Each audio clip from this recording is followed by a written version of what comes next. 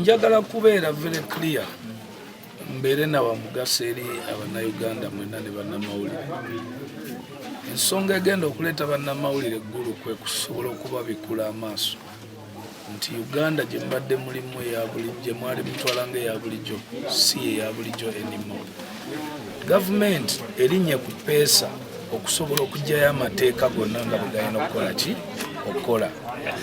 Waliwo omuntu gwe mwali mulowooza nga avuma nnyo ku social media nga mulaba ali wala naye ku ssaawa eno amateeka gakolaki gamukwata.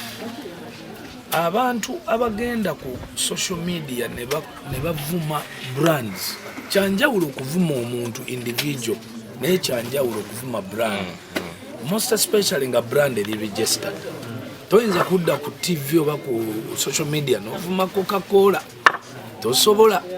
So ekigambo Omulangira Suuna bwe kiba nga kiri registered, mumpulira, bwe kinaaba nga kiri registered olumba kampuni. So bannamawulire kanomba waako kamansulo bye bimu ku bye tugenda okusoma eggulu nti nno oli ready okulwana ne kampuni oba gw'omanyi olwana na muntu. Amateeka kati bagagjeeyo, UCC egenda kubanga esobola okukwata anybody. Amakooti gagenda kubanga gasobola okukwata emisango nga anybody as long as okimanyi nti oli ku brand ya munno ekola sente. Kyekyenjawulo. Abantu abasinga balowooza balumba ba individual. Okay? So the country is moving forward. Social media mugirabye nti etabuka ekola ebintu bingi naye eyina ebirungi n'ebikyamu, naye egenze mu maaso eggulawo abantu obwongo. So gye bujja nkiwa nti in less than 12 months ojja kubanga okwogera ekintu ku muntu ng'olina okuba ng'olina side bbiri ate ng'olina proof. You see, nga bangambye nti media houses zimanya amateeka gwe zikola ki gwe zitambulira. Kyova olaba media house bwe bagisuwinga edda ebbali nenegotiatinga n'omuntu agisuwinga ate neegoba ne munnamawulire. Nkimanyi ekyo si kipya gye muli. Kyova olaba nti bannamawulire abasinga bagobeddwa bo beerabira nti media house ogikolera naye teyinza kugenda down because of you who brought a wrong story. Tesobola.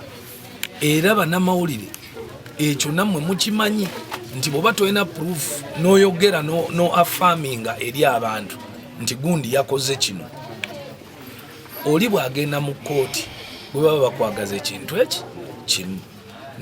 Nawerembegana n'omusango gwa red paper we yateeka mukyala wange nti ali bwereere.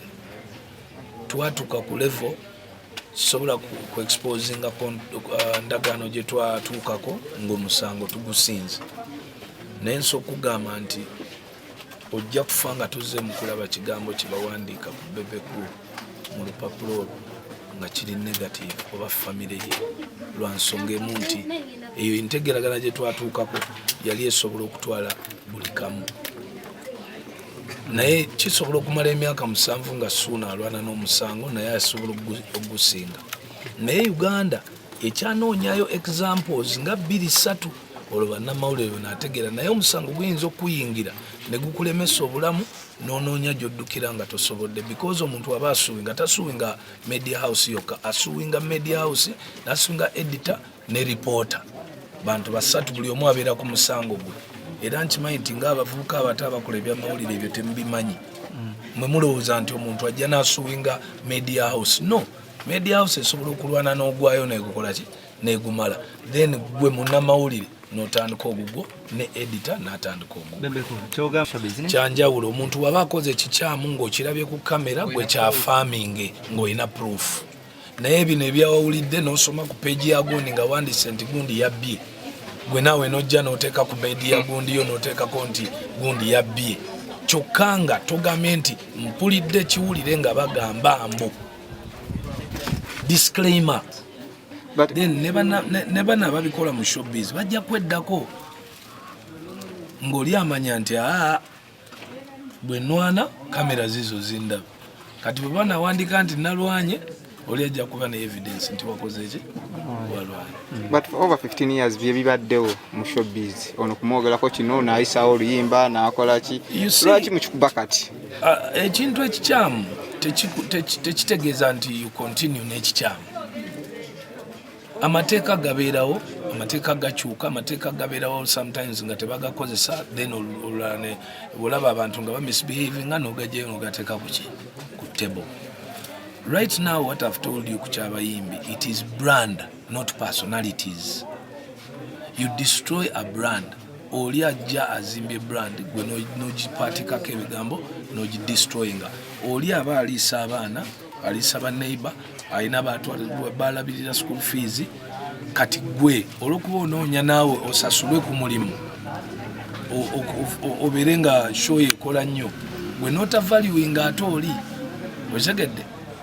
Investigative journalism nze sifaayo etteeka kasita oba ng'olabye ekintu ng'okinako evidence, naye obutalonda ku peegi endala oba nawulidde kati ate n'oteeka ku peegi yo ekigambo kya nawulidde nti gundi yakoze ekintu. That's where the question is. But a brand has to be registered. The brands have to be registered. Manya g'abayimbi galina okubeera registered bulungi. Once it is registered, waliwo amateeka ga protecting every business that is registered in the country. Bye bintu bye tubadde tusoma eri. Omuntu n'otadde okweraliikirira nze nga Bebe Cool oba silent majority oba you can't just attack it at all. Era mba nina grounds zange era balooya bagendayo in such a way nti babeesinga ku mateeka ag'eggwanga agafuga registered companies. Naawe neeyisanga Bebe Cool, naawe weeyisanga company bwebeera